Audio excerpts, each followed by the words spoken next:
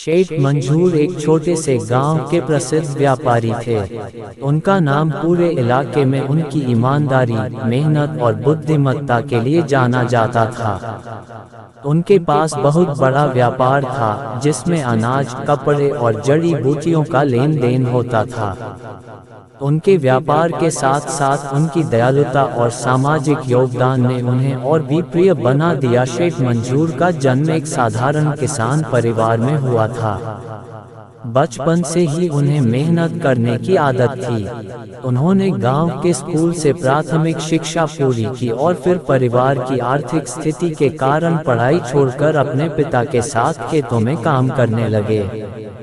हालांकि उनका दिमाग हमेशा नई चीजें सीखने और अपने जीवन को बेहतर बनाने की ओर लगा रहता था। व्यापार की शुरुआत एक बार गांव के मेले में मंजूर ने देखा कि बाहर से आए व्यापारी अपने सामान को ऊंचे दामों पर बेच रहे थे, जबकि वही सामान गांव के किसान सस्ते में बेच देते थे। उन्होंने सोचा कि यदि किसान अपनी उपज को सही तरीके से बेचे तो उन्हें भी लाभ हो सकता है। यही सोचकर मंजूर ने छोटे स्तर पर अनाज का व्यापार शुरू किया।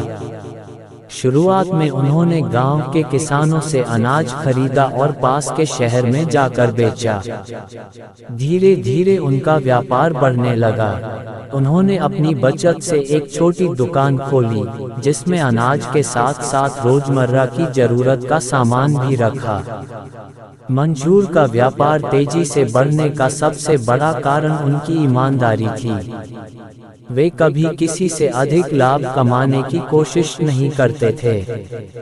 गांव के लोग उन पर आंख मूंद कर भरोसा करते थे। उनके व्यापार का सिद्धांत था, ग्राहक भगवान का रूप है।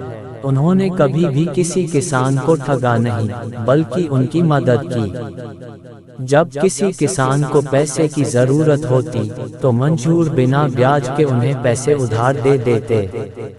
उन्होंने कई किसानों को व्यापार करने के लिए प्रेरित किया और उनकी आर्थिक स्थिति सुधारने में मदद की। हालांकि मंजूर का सफर हमेशा आसान नहीं था। एक बार उनके व्यापार में बहुत बड़ा नुकसान हुआ। गांव में अकाल पड़ा और किसानों के मंजूर ने इस मुश्किल समय में भी हार नहीं मानी। उन्होंने अपने व्यापार के लाभ को कम कर दिया और गांव वालों को सस्ते में अनाज दिया। उनकी इस उदारता ने उन्हें गांव का सबसे प्रिय व्यक्ति बना दिया। जब स्थिति सुधरी तो लोगों ने मंजूर का कर्ज चुका दिया और उनका व्यापार फिर से उभरने लगा। मंजूर केवल एक व्यापारी नहीं थे, बल्कि एक समाजसेवी भी थे। उन्होंने गांव में एक स्कूल बनवाया ताकि बच्चों को शिक्षा मिल सके। उन्होंने एक छोटा अस्पताल भी बनवाया जहां गरीबों का मुफ्त इलाज होता था। उनकी सोच थी कि यदि समाज के हर व्यक्ति को अवसर मिले तो सभी तरक्की कर सकते हैं। उन्होंने कई बेरोजगार युवाओं को अपने व्यापार में काम पर रखा और उन्हें आत्मनिर्भर बनने का मौका दिया। शेठ मंजूर ने हमेशा अपने जीवन को दूसरों की भलाई के लिए समर्पित किया। उनकी सफलता का असली कारण उनका ईमानदार और परोपकारी स्वभाव था। उनका मानना था कि पैसा केवल तभी मूल्यवान है जब उससे दूसरों का भला हो। शेठ मंजूर की कहानी हमें सिखाती है कि मेहनत, ईमानदारी और परोपकार से हम न केवल अपने जीवन को सफल बना सकते हैं, बल्कि समाज में एक मिसाल भी कायम कर सकते हैं।